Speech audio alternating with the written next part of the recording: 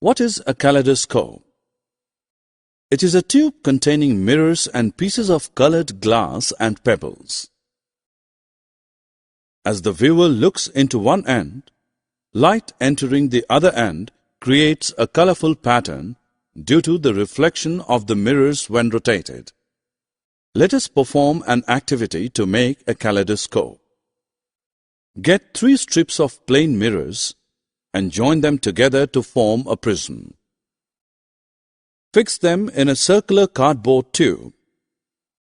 A cardboard disc should close one end of the tube. Pierce a hole in the center of this cardboard through which we can see. Paste a piece of transparent plastic sheet under the cardboard disc.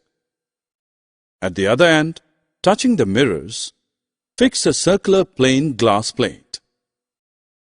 Place on this glass plate several small pieces of colored glass and close this end of the tube by a ground glass plate.